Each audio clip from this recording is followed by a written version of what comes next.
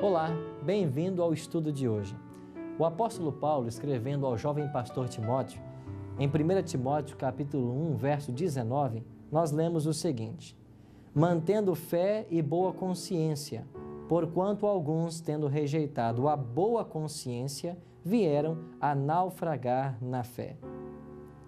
Sem muito esforço e imaginação, nós podemos pintar o quadro de um cristão apóstata. O nome Himeneu é mencionado nas epístolas de Paulo 2 vezes, sempre associado com ideias errôneas. E dessa feita, ele e Alexandre estavam pregando uma falsa teoria a respeito da ressurreição. Por isso, Paulo escreveu a eles de forma incisiva o que aparece aqui no verso 20. E dentre esses se contam Himeneu e Alexandre, os quais entreguei a Satanás para serem castigados, a fim de não mais blasfemarem. O tema que hoje iremos estudar trata de os naufrágios na fé.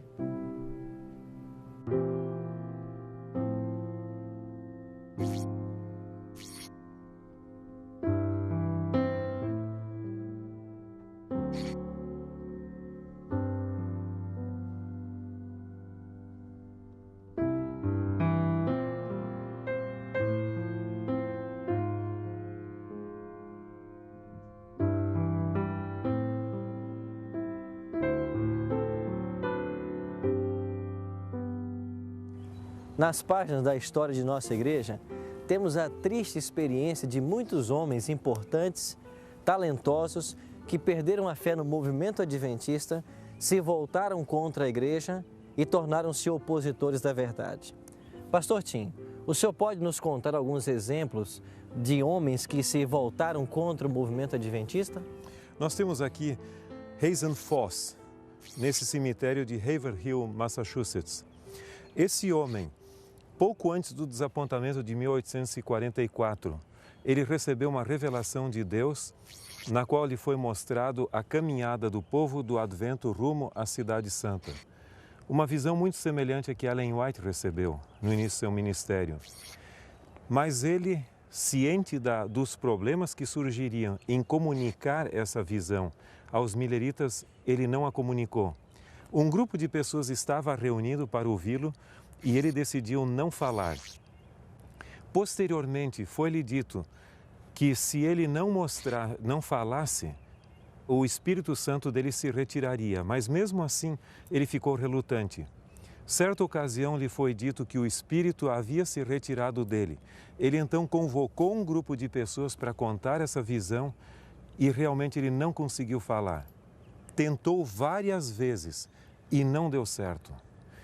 Posteriormente, em fevereiro de 1845, ele foi assistir a uma reunião em Poland, Maine, onde Ellen Harmon, naquela época, depois White, estava presente, e ele não entrou no lugar de reuniões, mas ficou do lado de fora, olhando pela janela, escutando o que ela estava dizendo, e ele se identificou com a experiência.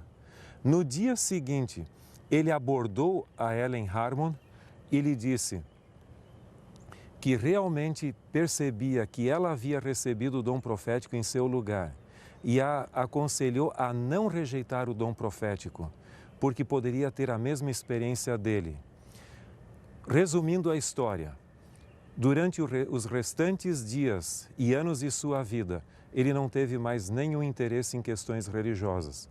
E aqui nós temos um exemplo claro de alguém que não aceitou a missão profética que Deus lhe havia concedido. Pastor, além de Hazen Foss, o senhor tem um outro exemplo para nos dar? Nós temos o exemplo de Dudley Kenwright.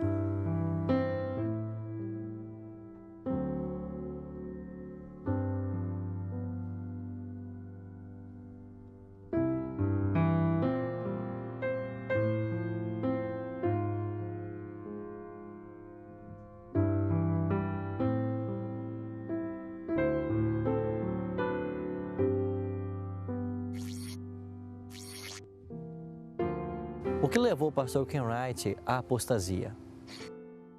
Toda apostasia é, sem dúvida, a atuação do poder das trevas. Mas No caso de Kenwright, alguns creem que a perda da primeira esposa gerou uma frustração tão grande da qual ele nunca pôde superar. Mas, além disso, ele tinha uma personalidade muito instável, com altos e baixos, e às vezes ele se sentia completamente salvo, outras vezes perdido. Mas o maior fator que os historiadores adventistas concordam nesse caso é o orgulho.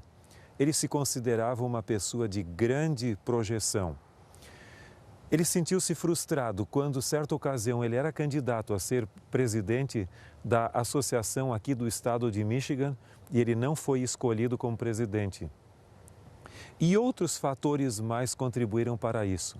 Depois de altos e baixos, finalmente, em 1887, ele abandonou definitivamente a mensagem adventista e se voltou contra tudo o que ele havia ensinado anteriormente. Ele publicou no ano seguinte, 1888, seu livro O Adventismo do Sétimo Dia Renunciado. No ano de 1889, a segunda edição definitiva dessa obra. E em 1919 foi publicada póstumamente, logo após o seu falecimento, a sua Vida de Ellen White. Apenas um exemplo de quem era Kenwright. Quando Ellen White foi sepultada em julho de 1915, em Battle Creek, não muito distante desse lugar aqui, ele esteve na última cerimônia fúnebre dela, que ela havia tido 3, essa era a terceira em Battle Creek, e juntamente com o seu irmão adventista, ele assistiu à cerimônia e então pediu para ver o esquife. E eles entraram na fila, passaram ao redor do corpo da senhora White, do caixão, e ele pediu para voltar uma segunda vez, e eles o fizeram. E aí ele declarou para o seu irmão, e outros ouviram as palavras dele dizendo: aqui jaz uma mulher honesta. Mas nada disso o impediu depois de detonar com ela, como nós dizemos, e difamá-la de maneira veemente na sua obra de 1919. Aqui nós temos um exemplo de uma pessoa que podia ter sido uma grande bênção para a mensagem adventista e que se voltou contra ela e que semeou tantas dúvidas e incredulidades na cabeça de algumas pessoas que nem o tempo foi capaz de apagar.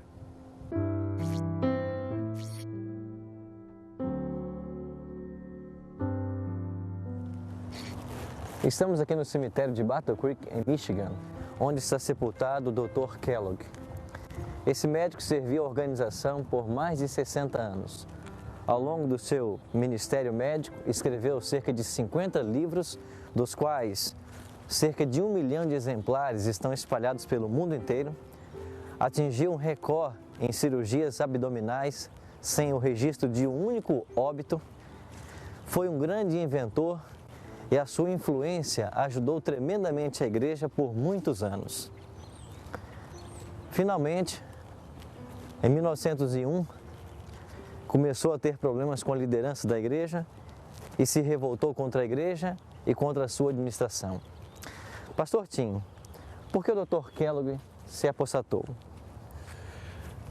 O Dr. Kellogg era uma pessoa muito capaz. Ele até tinha os 2 hemisférios desenvolvidos. Ele pode ser chamado de um gênio. Mas, ao mesmo tempo, o seu orgulho acabou conspirando contra a sua carreira. Ele era uma pessoa egocêntrica e, além disso, ele sofria da megalomania, mania de grandeza. Ele não apenas se satisfazia com o êxito que o seu sanatório alcançava, e ele como profissional, mas ele gostaria de se apossar, ser dono do hospital ou do sanatório. E foi assim que, à medida que o tempo foi passando, ele conseguiu cada vez mais o controle administrativo e financeiro da instituição. Paralelo a isso, bem no final do século XIX, talvez por alguma influência europeia, alguns creem, ele começou a desenvolver ideias panteístas. Ou seja, ele cria que Deus estava na própria natureza. E não apenas que ele atuava e controlava a natureza, mas que Deus estava presente. Ele dizia que Deus está na grama que nós pisamos, nas flores e árvores que que estão ao nosso redor, o próprio ar que respiramos é Deus, e ele chegou ao ponto de dizer que suas ações eram ações criativas de Deus. Além disso, ele gostaria que a Igreja Adventista tivesse um modelo congregacional, administrativo, e não uma organização como a que nós temos. Em 1901, quando Arthur G. Daniels foi eleito presidente da Associação Geral e não implementou o modelo administrativo que ele gostaria de ver, ele acabou se revoltando mais e mais. A situação se tornou tão grave que, finalmente, em 1907, ele foi desligado definitivamente do rol de membros da igreja. E ele continuou com o relacionamento com adventistas e tal, mas distante do pensamento adventista e de sua organização. Nós sabemos, pastor Tim, que o Dr. Kellogg não é um caso único na organização. Por que as pessoas se apostatam? Satanás age e ele procura levar à perdição tantos quantos ele conseguir. Quanto mais, melhor. Mas da perspectiva humana, existem alguns fatores que podem nos ajudar a esclarecer. Eu creio que um deles é um conhecimento superficial da verdade. Na parábola do semeador, a Bíblia diz que alguma semente que caiu à beira da estrada ou entre pedras, que não teve profundidade no solo ali, ela brotou e depois logo acabou murchando, porque não tinha raízes. Então muitas pessoas não chegam a se aprofundar na palavra de Deus. Mas existe um segundo fator. Há pessoas que podem ter um conhecimento até mais profundo da verdade, mas é o problema do conhecimento não santificado. A pessoa pode ter a cabeça grande e o coração vazio. Então ela pode conhecer intelectualmente a verdade, mas não chegou a ser santificada pela verdade. Eu creio que esse foi o problema de Judas. Um terceiro fator que pode contribuir é problema de relacionamentos interpessoais. A pessoa, quem sabe, tem uma frustração com um líder da igreja, com um pastor, e acaba generalizando essa sua frustração para a mensagem e para a igreja. Então, um pastor, às vezes, pode não ser delicado com a pessoa e a pessoa passa a dizer que toda a igreja é como aquele pastor. E um quarto elemento são crises de identidade e de autoridade. Pessoas com complexos de inferioridade ou superioridade, que se julgam mais importantes do que são e que permitem que o orgulho as atinja, essas pessoas também são vulneráveis. Além disso, deixa eu só lhe dizer uma coisa a mais. É difícil quando a pessoa gostaria de exercer uma função que não exerce, ou foi destituído de uma função. E tudo isso colabora para que a pessoa se sinta menosprezada, não valorizada como deveria e acaba transferindo essa sua frustração pessoal para a mensagem e a igreja. Pastor Tim, o que nós poderíamos fazer para evitar cair em apostasia? Eu creio que, em primeiro lugar, nós temos um texto muito interessante que encontramos em Tiago, capítulo 4 e o verso 7. Sujeitai-vos, portanto, a Deus, mas resisti o diabo e ele fugirá de vós. Nós temos que nos submeter a Deus, ali está a nossa força, mas ao mesmo tempo nós não podemos permitir que qualquer dessas coisas que eu mencionei, ou quem sabe outros fatores mais, venham a desestruturar a nossa fé. Jesus também disse: buscar em primeiro lugar o reino de Deus e a sua justiça. Nós temos que colocar a vida espiritual como a grande prioridade da nossa vida. A nossa geração hoje não tem tempo para as coisas de Deus. Tem tempo para tudo mais, para o trabalho, para o lazer, para a televisão, para a internet, mas não para Deus. É lógico que se nós não alimentarmos a vida espiritual, ela vai declinar, obviamente. Além disso, no final do Sermão da Montanha, registrado no Evangelho de Mateus, no final do capítulo 7, nós temos a analogia dos dois fundamentos. Quem construiu a sua casa sobre a areia e ruiu, e a que construiu sobre a rocha. E a rocha, naquele contexto ali, é, obviamente, aquele que ouve a minha palavra e a pratica. Então, esse é um ponto muito importante. Eu posso conhecer teoricamente e não estar envolvido. Mas, acima de tudo, o nosso relacionamento com Deus não pode ficar para um plano secundário. Nós temos, com humildade, nos apegar a Deus, a Sua palavra, e devemos aprender a amar essa igreja e a mensagem que ela tem para o mundo nesses últimos dias. Além do Dr. Kellogg, o senhor teria uma outra história nesse cemitério para nos contar? Nós temos um outro indivíduo chamado Frank Belden e nós podemos ir até a sepultura dele.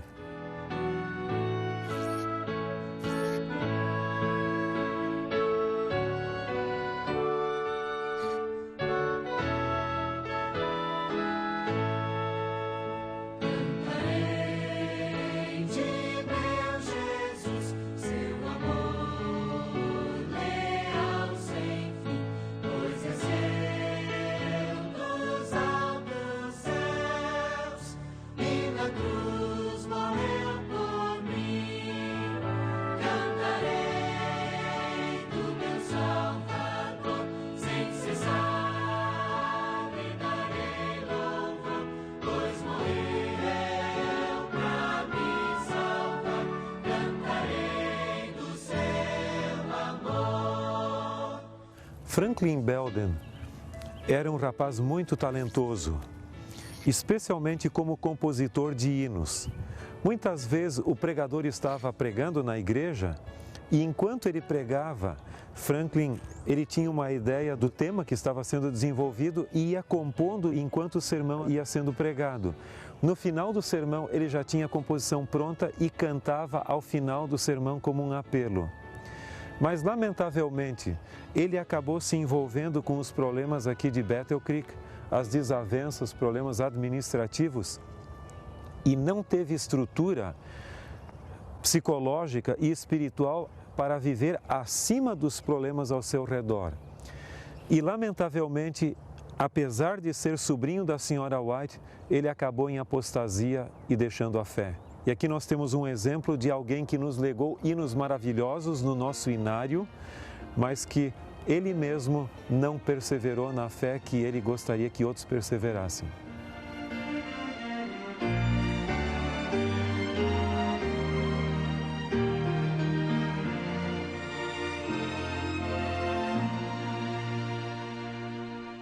Fim do labor, que prazer sem par.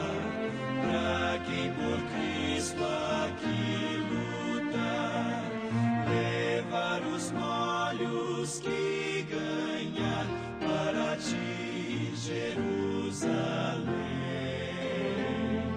Sim, glória haverá no final, sim, glória sublime e eternal.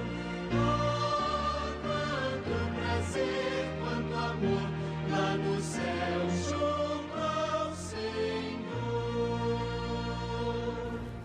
Ao revermos a história desses homens que ao longo de suas experiências se afastaram de Deus, se envolveram em problemas e finalmente se apostataram, nós podemos ver que hoje Deus está nos chamando para viver uma vida de unidade com Ele. Deus quer ter a todos nós junto dele e para isso Ele criou duas grandes avenidas, que é o estudo da Palavra de Deus e a oração. O contato com Deus é o que vai fortalecer a mim e a você para ficarmos de pé diante das dificuldades da vida. O apóstolo Paulo é muito enfático quando escreveu sua primeira carta à igreja de Corinto, no capítulo 10, versículo 12, quando ele disse: "Aquele, pois, que pensa estar em pé, veja que não caia." Todos aqueles que ao longo da história se levantaram contra a igreja de Deus, fracassaram, caíram e morreram sem esperança. Nunca devemos nos virar contra a igreja de Deus. Devemos olhar a igreja hoje como uma igreja militante, mas que em breve será triunfante. E aqueles que permanecerem fiéis a esta igreja, um dia triunfarão com ela. Que Deus abençoe a mim e a você e que essa seja a nossa postura por todos os dias da nossa vida. A minha decisão hoje é procurar desenvolver uma profunda experiência com Jesus através da oração e do estudo da Bíblia. Olhar sempre para Jesus como meu modelo a ser imitado e permanecer fiel à Igreja de Cristo até que Ele volte para nos buscar. Se esta é a sua decisão, ore comigo agora. Grande Deus e amorável Pai, louvamos ao Teu nome pelo maravilhoso plano que o Senhor tem para a nossa vida. Obrigado, Senhor, por sabermos de que a nossa força espiritual reside em olharmos para Jesus e nunca para os seres humanos. Que nós possamos aprender com as experiências da história da Tua Igreja e que nós permaneçamos firmes até o grande dia em que Jesus haverá de voltar para nos buscar. E em nome dele nós te oramos hoje e sempre. Amém. Hoje estudamos sobre homens que por muito tempo serviram a igreja e finalmente se revoltaram contra ela e se apostataram. Mas no seio desta mesma igreja, Deus tinha homens e mulheres fiéis que estavam dispostos a sacrificar de si e de seus bens para levar avante a pregação do Evangelho. Homens e mulheres que foram verdadeiros missionários. Este, precisamente, será o tema do nosso próximo encontro, os missionários da Igreja. Até lá!